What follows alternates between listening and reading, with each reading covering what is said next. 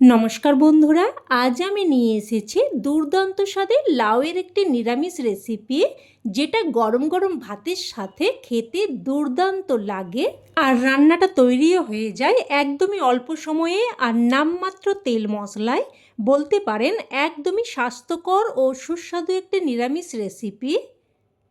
চলুন তাহলে দেরি না করে রান্না শুরু করা যাক। তো প্রথমে আমি এখানে একদম কচি ধরনের একটি লাউ নিয়েছি। এবার লাউটার খোসা ভালোভাবে ছাড়িয়ে নিয়ে তারপর এইভাবে 3 টুকরো করে কেটে নিয়েছি। এবার এই এক একটা টুকরোকে খুব ভালোভাবে ধুয়ে নিচ্ছি। খুব ভালোভাবে ধুয়ে নিলাম, কারণ কাটার পর কিন্তু আর ধোবো না। তো এবার লাউটাকে দেখুন ঠিক এই রকম সাইজ মতো করে একটু ডুমো ডুমো করে কেটে নিচ্ছি।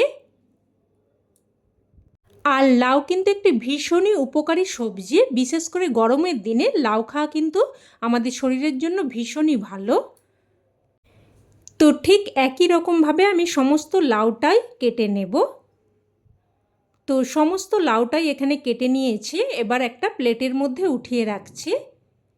তো প্লেটের মধ্যে উঠিয়ে নিলাম। এবার গ্যাস অন করে কড়াই বসিয়ে এখানে দিয়ে দিলাম প্রায় 2 চামচ মতো সর্ষের তেল।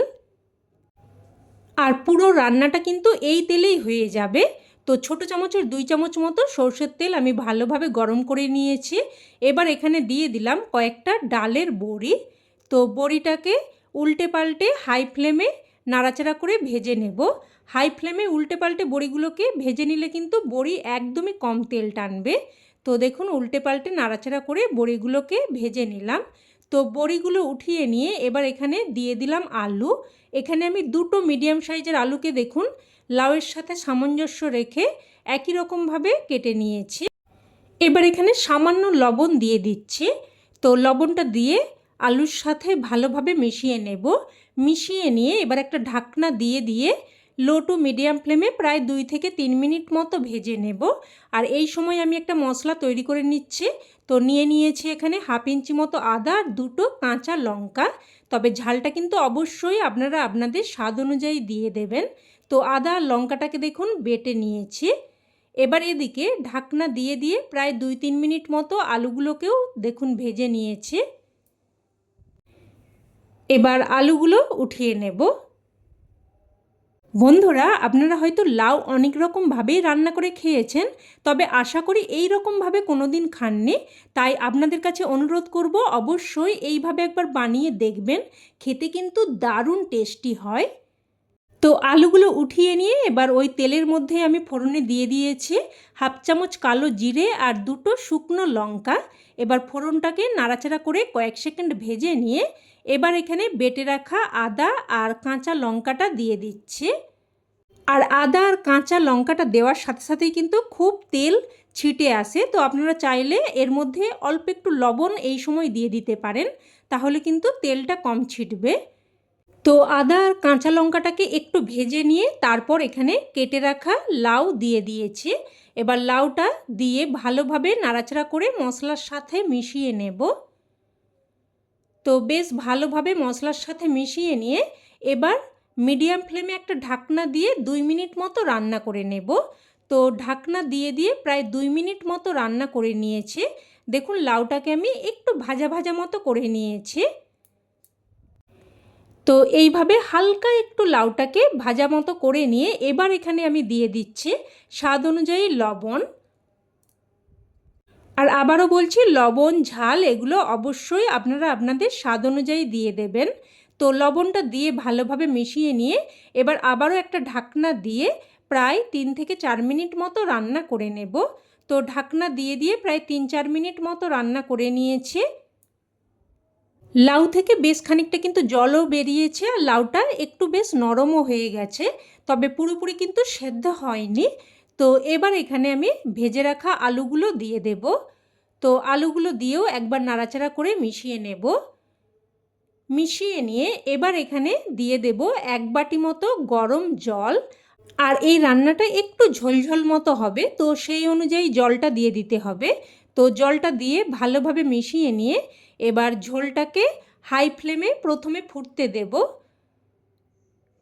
তো এবার ঝোলটা যখন ফুটে আসবে তখন গ্যাসের ফ্লেমটাকে মিডিয়ামে করে দেব। মিডিয়ামে করে দিয়ে এবার একটা ঢাকনা দিয়ে প্রায় 4 থেকে 5 মিনিট মতো রান্না করে নেব।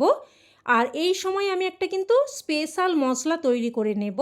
তো অন্যদিকের গ্যাস ওভেনে একটা তড়কা প্যান বসিয়ে এখানে দিয়ে দিলাম 1 চামচ মতো রাঁধুনি। এবার লো ফ্লেমে অনবরত নাড়াচাড়া করে রাঁধুনিটাকে ভেজে নেব।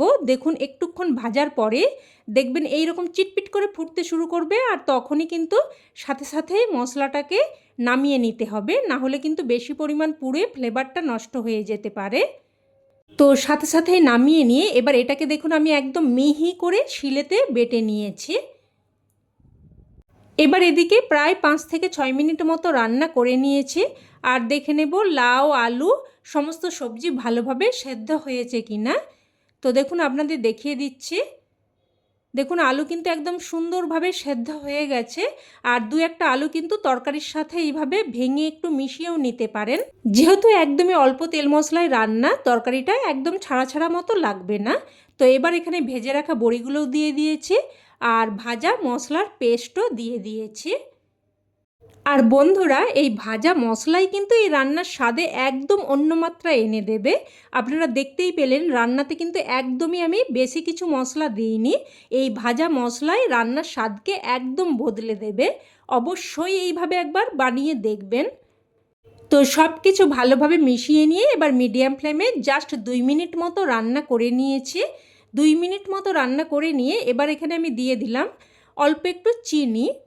অল্প একটু মিষ্টি অবশ্যই দিয়ে দেবেন, যেহেতু নিরামিষ রান্নায় একটু মিষ্টি দিয়ে দিলে স্বাদটা সুন্দরভাবে ব্যালেন্স হবে আর খেতেও কিন্তু খুবই ভালো লাগবে। তো চিনিটা দিয়ে ভালোভাবে মিশিয়ে নিয়ে এবার গ্যাসের ফ্লেম বন্ধ করে একটা ঢাকনা দিয়ে স্ট্যান্ডিং টাইমে রেখে দিলেই রান্না কিন্তু একদম তৈরি।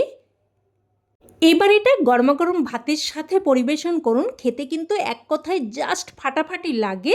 এটা থাকলে কিন্তু আর অন্য কোনো কিছুই লাগবে না, সমস্ত ভাত এটা দিয়ে চেটেপুটে খাওয়া হয়ে যাবে। অবশ্যই এইভাবে একবার বানিয়ে দেখবেন, না হলে কিন্তু এর স্বাদ আপনারা উপলব্ধি করতে পারবেন না। তো রেসিপি কেমন লাগলো অবশ্যই কমেন্টে জানাবেন, আর ভালো লেগে থাকলে লাইক শেয়ার করতে যেন ভুলবেন না। আর চ্যানেলের নতুন বন্ধু হয়ে থাকলে চ্যানেলটিকে অবশ্যই করে সাবস্ক্রাইব করে নেবেন। তো আজ এই অবধি, আবারও অন্য কোনো রেসিপিতে দেখা হবে। ততক্ষণে ভালো থাকবেন, সুস্থ থাকবেন, আর সকলকে ধন্যবাদ।